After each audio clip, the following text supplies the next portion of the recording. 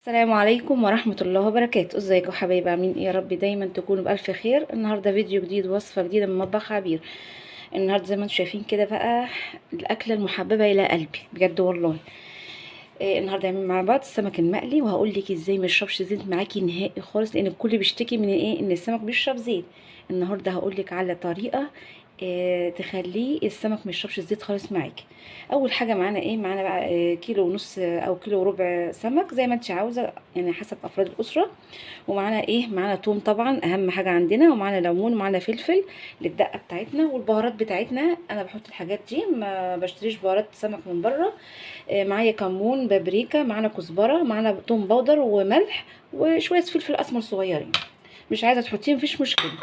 طبعا السمك طبعا احنا جايبينه السماك منضفولي كويس جدا زي ما انتم شايفين كده، بس انا ده طبعا غسلته غسله حلوه هنا، ونقعته في ايه؟ في ميه وملح وليمون. ما بحطش خل طبعا عشان ما يهروش معانا. وطبعا معانا خل، ده اختياري برضو، هنحطه مع الدقه. اول حاجه هنعملها طبعا زي ما انتم شايفين كده بقى السمك معانا زي الفل ومشطوف ومصفينه جدا. ايه؟ هنفتح السمكيه كده اهو بالشكل ده كده، عشان ايه؟ التتبيله تكون موجوده في كل السمكيه، يعني ما تكونش حته دلع وحته مملحه اهو.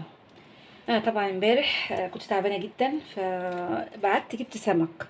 السمك بجد والله حرفيا ما عجبنيش نهائي نهائي كده.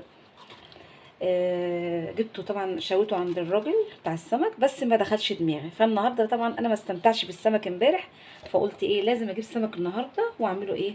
مقلي معاكم. طبعا السمك من الحاجات الجميله جدا، ما يختلفش عليها اتنين الا ناس بسيطه كده يعني. يعني انا عندي ناس في البيت هنا ما بياكلوش بعضهم يعني ما بياكلوش السمك.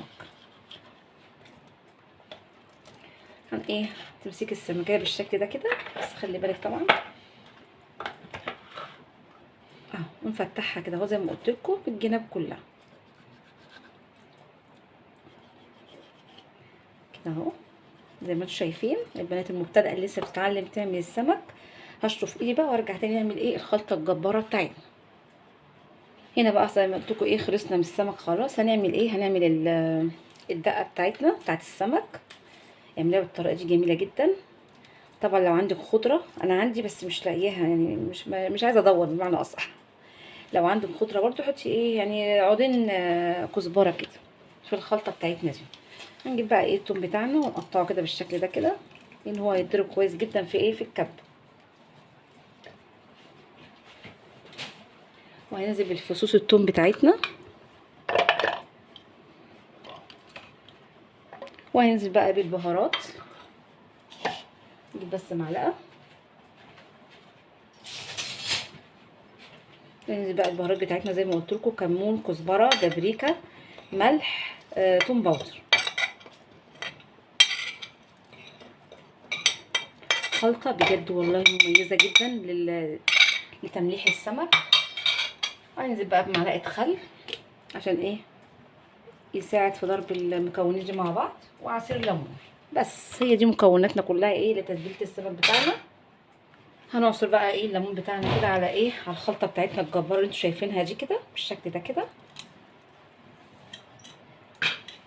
ما عندكيش عصاره اعصري بايديكي، مفيش مشكله خالص. هنعصر كل ده كده مع بعض كده،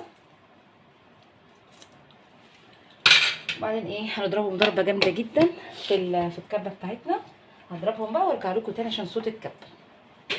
هنا بقى خلاص زي ما انتوا شايفين كده ضربنا الدقه بتاعتنا ايه؟ كويس جدا. هنجيب بقى السمكيه بتاعتنا. طبعا ايه؟ زي ما قلت لكم هندهنها من بره ومن جوه. هندهن الاول ايه؟ من جوه كده. نستخدم ايدينا بقى، بلا معلقه بلا بتاع. بجد والله انا بحب شغل الايد، ما بحبش شغل المعلقه. كده اهو بالشكل ده كده. وبقى الفتحات دي برضو ايه؟ نحط فيها ايه؟ التتبيله بتاعتنا الروعه دي.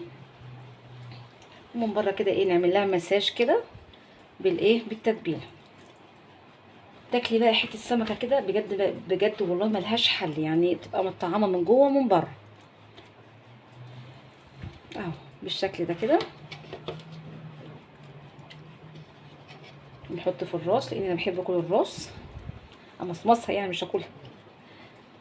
اه من بره ومن جوه السمكيه ايه؟ نحدقها بالشكل ده كده. نعمل بقيه السمك برضو. هنعمل برضو ايه جنبه ايه شويه رز صياديه كده.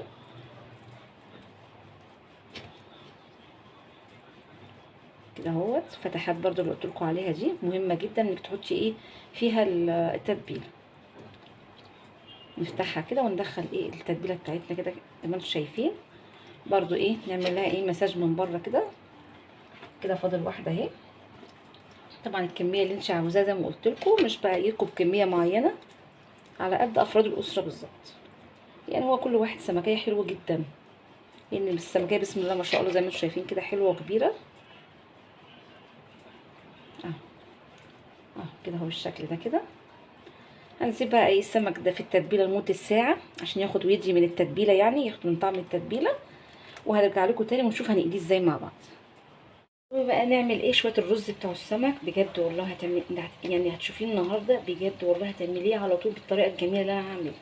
طبعا جبنا شويه زيت وحطيناهم في الحله زي ما انتم شايفين كده، ومعانا بصلتين كبار. اهم حاجه يكون بصل كتير، يعني البصل يكون كتير في السمك بتاع الرز بتاع السمك، عشان يديكي اللون الجميل اللي انت بتشوفيه ده.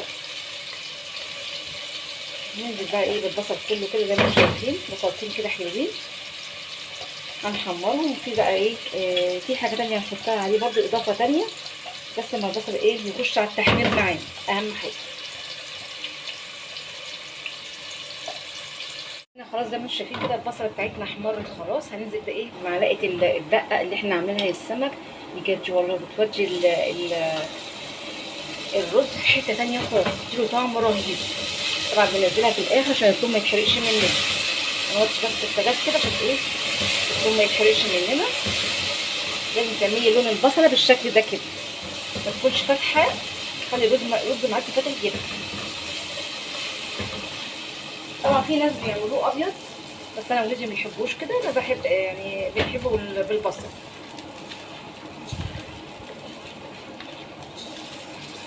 هي بالتالي في خط السواحل كله بيعملوه ابيض، ما بيعملوش بصل زي ما احنا بنعمله هنا في مصر.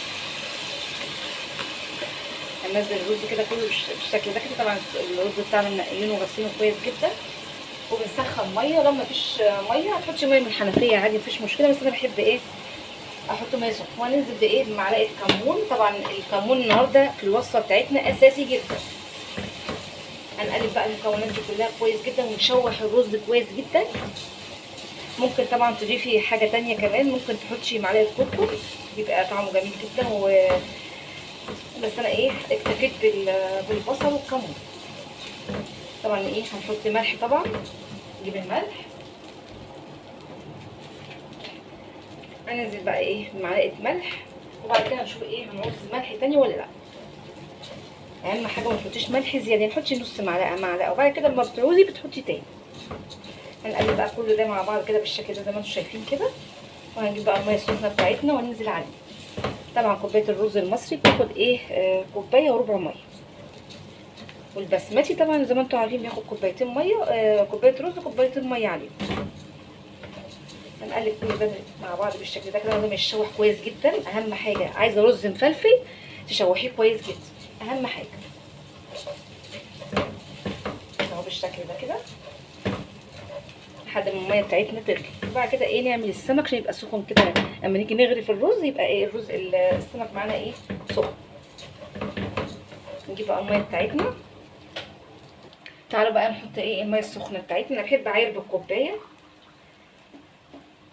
بالنسبه للبنات اللي لسه بتتعلم ايه عمايل الرز، تعملي الطشه دي اول ما تسمعيها تعرفي ان الرز اتشوح كويس جدا معاكي. هنحط بقى كده بالشكل ده كده. احنا حاطين ايه 4 كوبايات رز، هنحط ايه 5 3 4 ادي 5 كوبايات ايه ميه على 4 كوبايات رز. وهنقلب بكل المكونات دي مع بعض كده زي ما انتم شايفين كده. هنعلي بس النار بقى. طبعا هيغلي في ساعتها. هنروح ايه اول ما يتشرب هنروح مهدين عليه تمام عشان ما يتحرقش معانا ايه من تحت، مع ان انا بحب المحروق اللي تحت ده. هنقلب كل ده مع بعض كده بالشكل ده زي ما انتم شايفين. وبعد كده هنغطي عليها ايه بالغطا. بس هنشوف الملح بتاعنا مظبوط ولا لا. مظبوط. الحمد لله ايدي ميزان. هنقلب بقى بالشكل ده كده لغايه اما ايه نجيب اللي تحت واللي فوق واللي في الجناب ننزل كله كده اهو. هنجيب بقى غطا الحله ونغطيها ونسيبها، اول ما تشرب نروح موطيين عليها تمام. تعالوا هنا بقى بدل ما الرز طبعا انا معلقه عليه ووطيت عليه خلاص الشرب، هنعمل ايه الدقيق اللي هنعمل بيه السمك، هنتبل بيه السمك. معانا طبعا كوبايه دقيق ومعانا معلقتين نشا، طبعا النشا بيدي قرمشه جدا للحاجات المقليه. ومعانا الخلطه اللي احنا حطيناها في التتبيله هنحطها ايه في الدقيق برضو، نص معلقه بابريكا وكل حاجه نص معلقه كده، نص معلقه توم باودر. ومعانا طبعا الكمون بتاعنا كده اهو، هنحط حبه كمون كده ايه مش كتير، وهنحط ايه حبه كزبره. وهنقلب بقى المكونات دي كلها مع بعض كده بالشكل ده كده زي ما انتم شايفين كده. مش هنحط طبعا ملح لان الملح موجود في السمك نفسه متبل يعني بالدقه بتاعتنا الجميله انتوا شفتوها. طبعا بقى من اهم من ده كله بقى طبق الميه ده. هتقولي ليه يعني طبق الميه؟ هقول لك دلوقتي هنشوف، خليكي تابعي معايا الفيديو بس للاخر وانت هتشوفي كل حاجه. خلاص كده قلبنا المكونات دي كلها مع بعض. هنجيب بقى ايه السمكيه بتاعتنا، فات عليها ساعتين بقى، ساعه 3 ساعات. هننزلها في الدقيق بتاعنا ونبدرها كويس جدا. طبعا مولعين على الطاسه على البوتاجاز تسخن معانا. هناخد بقى ايه السمكيه زي ما انتم شايفين كده، ننفضها شويه كده وهننزلها ايه في الميه بتاعتنا، نبلها بس كده وننزل على الطاسه على طول زي ما انتم هتشوفوا دلوقتي. همسك بس الحامل وهننزل ايه في السخن، الزيت بتاعنا السخن جدا زي ما انتم شايفين كده. تعالوا بقى نكمل تاني، نعمل كمان واحده معاكم. الطريقه دي جميله جدا وهتخلي السمكه معاكي ايه مقرمشه جدا جدا مش طريه زي ما انتم بتعملوها كل مره.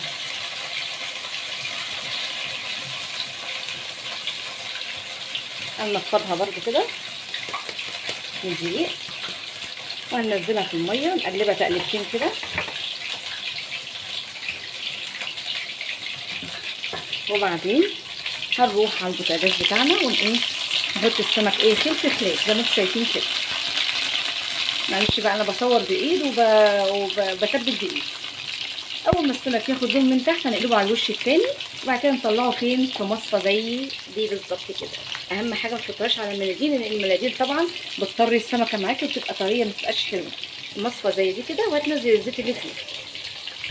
هنا بقى زي ما انتم شايفين كده السمك خد لون من تحت، قلبته على الوش التاني. مش قادره اقول لكم بقى القرمشه بتاعته بجد والله، سامعين قرمشه ما بعدها قرمشه. طبعا هياخد لون من تحت زي ما قلت لكم وبعد كده هنطلعه. خلاص السمك بقى ايه احمر زي ما انتم اتحمر من كل يمه زي ما انتم شايفين كده بجد والله. الريحه جايبه الاكل فيا من الدقه اللي انا عاملاها. نفضل بقى نقلب فيه كده من الوش ده من الوش ده كده عشان ايه يفضل مقرمش معاكي لاخر قطعه.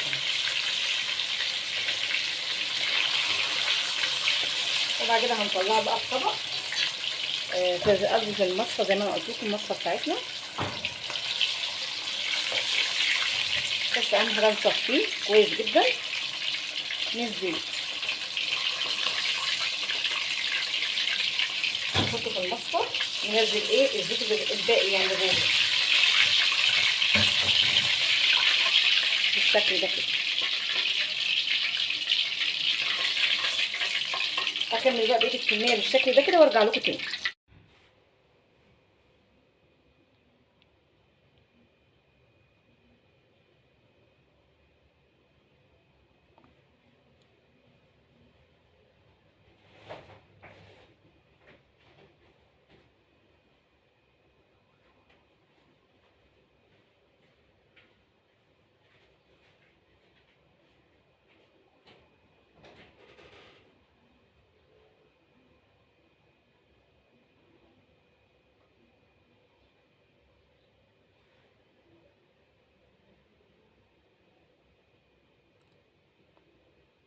ده بقى شكل السمك بعد ما قليناه، مقرمش جدا زي ما انتم شايفين كده كده اهو.